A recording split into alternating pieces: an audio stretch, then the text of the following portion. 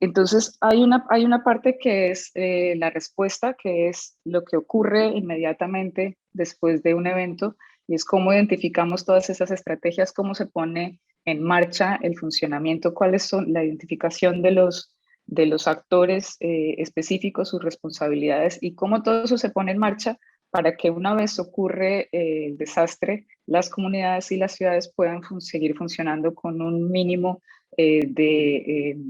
posibilidades para garantizar el bienestar de las comunidades. Y luego hablamos de la estrategia de recuperación, que tiene que ver con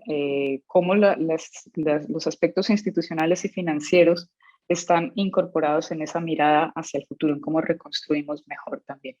Entonces, cuando respondemos, tendríamos ya que haber pensado en cómo nos vamos a recuperar y en cómo vamos a reconstruir. La idea de reconstruir y Build Back Better, reconstruir mejor, tiene que ver con aprender de lo que ha ocurrido. Entonces, y eso también pasa por el conocimiento del riesgo. Cuando comprendemos el riesgo en el que estamos localizados, podemos incorporarlo para tomar las decisiones, por ejemplo, de zonas de crecimiento y expansión urbana y no repetir errores históricos. Entonces, una estrategia de recuperación incluye aspectos institucionales y financieros, tiene que ver con la planificación física, hacia dónde crecemos, cómo y hasta dónde, cómo incorporamos los aprendizajes y las posibilidades desde las comunidades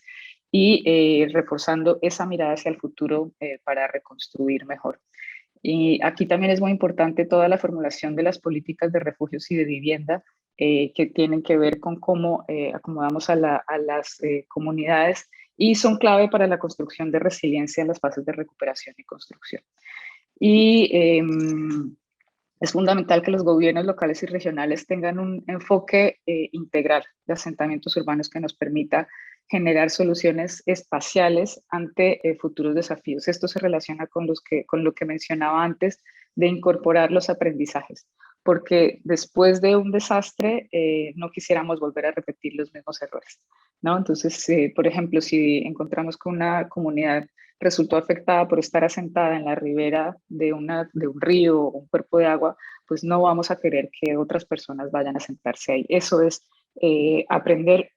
e incorporar ese conocimiento en las políticas de desarrollo futuros para prevenir la expansión urbana en esa zona. Si quieres, vamos a la siguiente. Entonces, es necesaria la coordinación eficaz con los actores humanitarios, es parte importante también de estos procesos de respuesta, recuperación y reconstrucción. Y hay un documento de orientación que destaca esa necesidad de articular entre y desde los niveles, desde los gobiernos locales y regionales. Los actores humanitarios vienen a apoyar en respuestas específicas, pero es necesario reforzar esa coordinación humanitaria, mejorar la eficacia y la eficiencia del trabajo con los gobiernos locales y los trabajadores humanitarios. Entonces es muy importante también tener claras cuáles son las responsabilidades de las autoridades locales, tener esos documentos que nos están haciendo evidente la información sobre el riesgo y sobre el territorio, como los mapas del riesgo, los mapas de evacuación, los mapas de localización de los albergues o las zonas por donde, o identificar también, por ejemplo, las infraestructuras críticas que son claves cuando estamos pensando en la respuesta y en la recuperación para poder planificar de una manera conjunta el acceso de estos actores humanitarios a las áreas afectadas. Dejar las puertas abiertas genera una fase de recuperación que nos permite construir resiliencia a largo plazo. Y un tema muy importante tiene que ver efectivamente con la continuidad política, con la continuidad en la formulación de esas estrategias de desarrollo urbano, recuperación y reconstrucción que requieren un enfoque a largo plazo. Entonces, los desastres muchas veces también son el pretexto o el disparador para que muchos gobiernos locales empiecen a pensar en la resiliencia. Desafortunadamente, en algunos casos, hemos esperado a que ocurra el desastre para empezar a pensar en cómo prepararnos mejor. Cuando hablamos de reconstruir mejor, y esto ahora también hay una conversación muy interesante acerca de que ya no tendríamos que hablar de building back better, sino building forward better, porque no queremos regresar a lo que ha pasado, que es con lo que les mencionaba anteriormente, sino tenemos que apuntar a mejorar y a planificar informados por el riesgo e incorporando las lecciones desde estos aprendizajes. Entonces, esta gráfica me parece muy interesante porque, y la relaciono con otra, que tiene que ver con la trayectoria de desarrollo.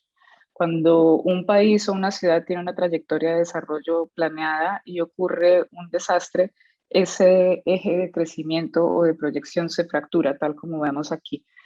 cuando ocurre ese evento de catástrofe. Entonces, para regresar a la trayectoria de planeación